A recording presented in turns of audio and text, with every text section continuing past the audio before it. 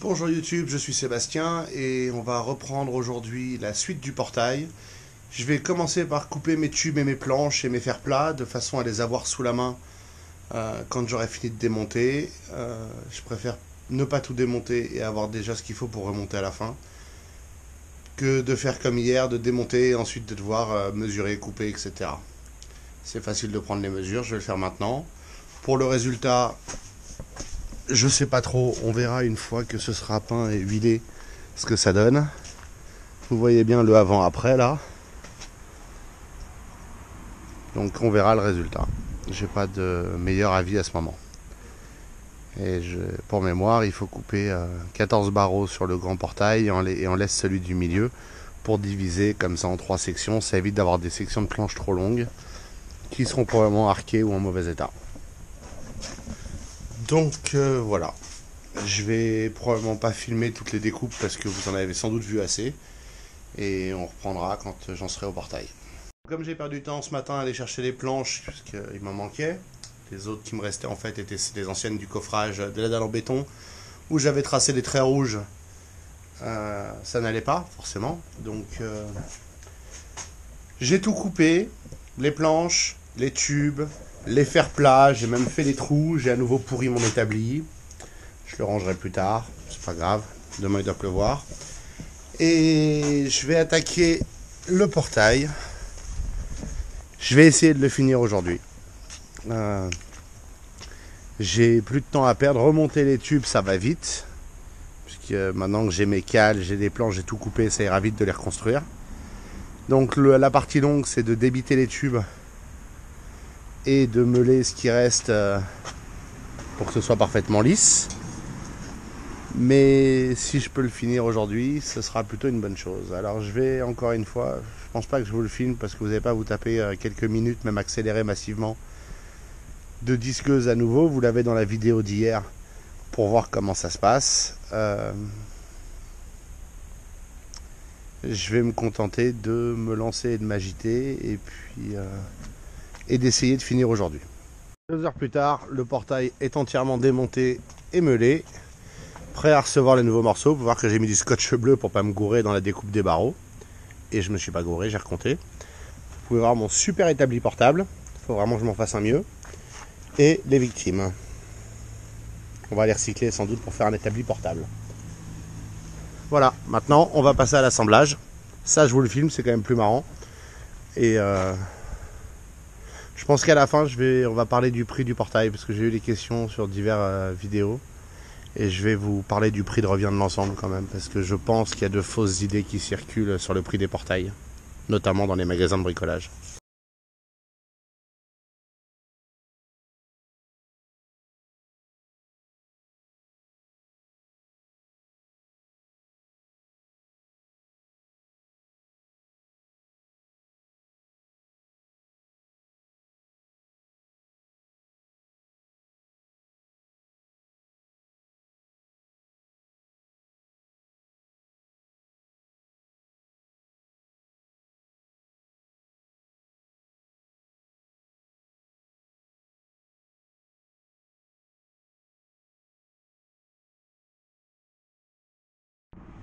Ça en fait un de fait. Piste repetita pour le deuxième. Je vous laisse imaginer comment ça va se passer. Et puis je vous retrouve quand ils sont tous posés. Voilà le résultat. Cette planche suinte encore. Elles sont pas très jolies ces planches. Je pense que je les changerai. Et voilà le résultat, fini à peine à la tombée de la nuit. Comme vous pouvez le voir, j'ai sali le mur. Je le passerai au Karcher. Et il va falloir que je modifie le gond là-haut pour le pivoter un petit peu vers le mur, l'écarter un petit peu en haut, parce que si vous regardez, on voit assez bien la différence d'alignement ici. Bon, le portail, il faut que je le règle à nouveau maintenant que j'ai tout changé. Et là, pareil. Vous voyez aussi que j'avais fait ce tube trop court à un moment. Et surtout, on voit que les planches n'arrivent pas tout à fait au même niveau. Donc, il va falloir que je m'attelle à ça. Pas aujourd'hui. Il fait trop froid, il fait nuit. J'ai pas envie de me lancer là-dedans. Dans les jours qui viennent. Pour le moment, ça marche très bien. Ça s'ouvre, ça se ferme.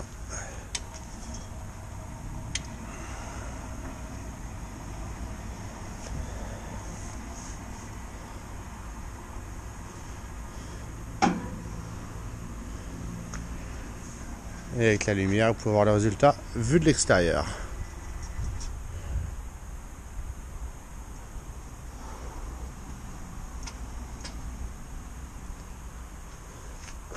C'est pas si mal. À imaginer l'azur épin, tout joli, mais ça ce sera pour ce week-end. Et pour finir, comme promis, des infos sur le portail. Je l'ai construit moi-même parce qu'il y avait un vieux portail en bois qui s'effondrait. Que les dimensions souhaitées n'existaient pas, ou étaient hors de prix à un point pas possible. Il fait plus de 3 mètres de large, il fait 3 mètres de haut, en 2 tiers, 1 tiers, c'était un choix. Il est entièrement en acier, enfin maintenant il y a du bois dedans, mais sinon il est entièrement en acier, il n'y a pas d'alu. En acier, commandé en barre de 6 mètres, coupé à la maison et en faisant du Tetris pour optimiser la consommation de longueur de tube, hein, tout utilisé. Il y en a eu pour moins de 400 €, 380, quelque chose comme ça. Ça reviendra à peu près le même prix de faire cette version-là avec le bois au milieu parce que on enlève des tubes, mais il en faut en horizontal quand même. Et il y a les planches, donc ça se vaut. Les gonds ont coûté 60-70 €, je crois. C'est des tiges avec une bille en haut et un carré de 40 par 40 en acier plein avec le trou pour la tige et la bille, qui rentrent donc dans les tubes en haut et en bas de part et d'autre du portail. Il a fallu les sceller. La serrure, c'était une bête serrure qu'on trouve partout, dans laquelle on met un barrière, rien de très original. La motorisation, elle a coûté 560 €, je crois, plus des bips supplémentaires, puisqu'il n'y en avait qu'un seul de livré. Vous m'avez vu la monter dans des vidéos. Donc le total du portail, c'est de l'ordre de 1100, 1200 € si on compte les consommables, la lame de scie, le scellement chimique, ce genre de choses. Mettons 1200, même 1300 si on veut. Pour un portail de 3 mètres par 3 mètres 30, je crois, de mémoire. Ouais, même plus que ça. Plutôt 3 mètres 40, ou même 3 mètres 50, puisqu'il va derrière les murs, donc il est plus large que l'ouverture. J'ai mis à l'époque, et j'étais moins entraîné qu'aujourd'hui aux structures tubulaires, j'ai mis 4-5 week-ends à le faire, sans éclairage, éclairé avec des projecteurs dans l'écurie qui n'est pas éclairé, construit debout contre un poteau, bref, c'était loin d'être optimal. Donc ça se fait bien, il faut avoir un plan, il faut prendre des mesures, mais objectivement, pour 500 balles, on avait un portail, il fallait l'ouvrir à la main, et pour 600 balles de plus, on a un portail qui s'ouvre tout seul. Nonobstant les changements esthétiques souhaités à terme, hein, ce qu'on vient de faire, ça reste une solution très économique pour avoir un portail pile aux dimensions qu'on veut. Si c'était à refaire, je le ferais peut-être un peu différemment dans la façon de le construire, mais pas dans la structure. C'est du 40 par 2 pour le cadre et les horizontaux, c'est du 30 par 2 pour les barreaux. Et c'est toujours du 30 par 2 pour les horizontaux maintenant sur lesquels j'ai mis les planches. Ça suffit largement, il ne bouge pas. Vous pouvez voir qu'un idiot est grimpé dessus avec une pelle il y a quelques temps. Il a sauté dessus. Tout ce qu'il a plié, c'est la platine du Verincam qui était ce qu'elle est. Donc il ne l'a pas plié beaucoup.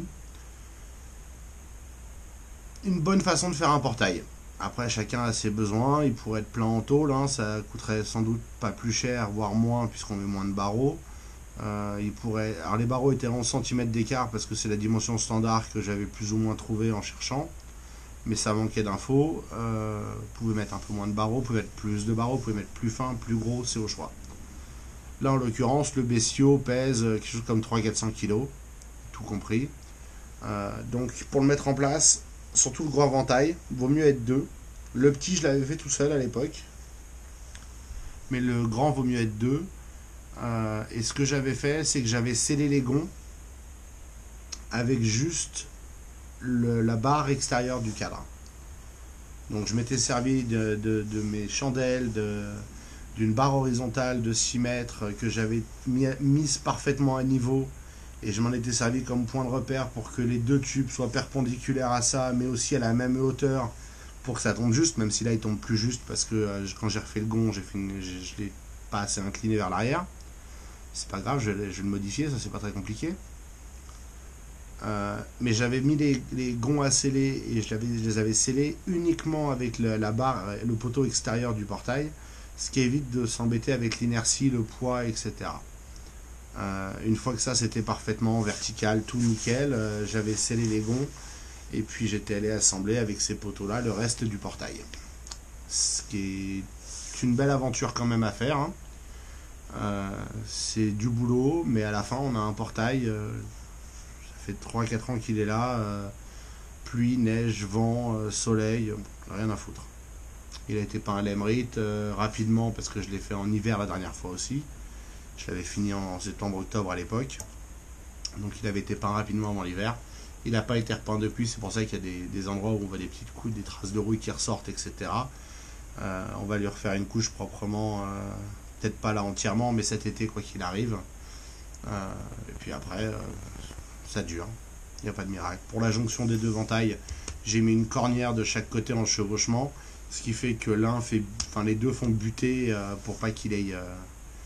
il bouge trop. Ça c'était quand il était manuellement opéré. Maintenant qu'il est automatique, peut-être pas besoin des cornières comme ça, une seule suffirait. Mais ça m'a aussi permis de cacher le fait que les deux ventailles sont pas parfaitement plans, parce que construit debout contre un poteau, il y a un léger décalage et les cornières me permettent de cacher le décalage puisque j'ai soudé les cornières quand le portail était monté, ajusté. Je les ai juste mises, tenues par des serre-joints, et j'ai soudé l'une après l'autre. C'est triché, mais ça permet d'avoir un résultat plus propre et bien plaqué. Donc voilà. Donc c'est un portail à 500 ou 1002 selon comment vous voulez le regarder. Là ça a coûté 24 € de planche ce matin. J'en avais deux d'avance, donc ça aurait coûté 40 € de planche en plus, max. Grand max, moins sans doute. Et deux tubes de 6 mètres en acier auraient suffi à tout faire. Donc à 10 ou 12 € le tube, je crois, quelque chose comme ça, je sais plus, en 30 par 2. On a une modif à 60 balles, ça fait plaisir, ça me gêne pas. En effet, je trouve le résultat meilleur maintenant que les deux ventailles sont faits. On verra une fois peint et huilé comment ça vit, et j'espère vraiment qu'on va pas me demander de faire le bas du portail. Ça ferait beaucoup enfin recommencer là, honnêtement. Si je dois faire le bas, je pense que je le démonte le portail, je le mets à plat, parce que pour disquer les tubes et les meuler, ce sera beaucoup plus agréable que de faire la tête en bas. Voilà, vous savez tout. Merci d'avoir regardé la vidéo. Moi je vais m'arrêter pour aujourd'hui, il fait froid, je suis fatigué, j'en ai pris plein la gueule avec la disqueuse. Et on reprendra demain, a priori sous la pluie, donc avec des activités plus variées et originales. J'ai des interrupteurs de commande du portail à poser, je peux commencer à préparer l'installation électrique que je vais tirer quand j'aurai reçu mes forêts commandées il y a maintenant bien 3 semaines. Je voudrais démarrer le X5 et le sortir. Il faut que je recommande une batterie, mais je le démarrerai avec des câbles pour l'instant, mais qui prennent l'air un petit peu. La pluie en plus, ça le rincerait parce que le pauvre, il a pris tellement de poussière avec les découpes de bois à côté de lui que c'en est honteux. Et puis il faut que je mette de l'ordre dans la grange, savoir ranger les tubes d'acier que j'ai en rab, tout un tas de choses qui vont pas servir avant un moment, que je voudrais aller foutre avec le reste le long du mur. Et puis voilà, j'ai les vidanges de tondeuse à faire, j'ai plein de choses à faire. Donc on verra ce qu'on fait demain en fonction de la pluie, peut-être qu'on fera rien si on a la flemme. Mais en attendant, je vous remercie de suivre cette série, j'espère qu'elle vous plaît, parce que je pensais que je la fais aussi. Moi ça m'amuse de faire ces vidéos, mais il faut que ça vous plaise de l'autre côté. Et puis je vous souhaite une très bonne soirée.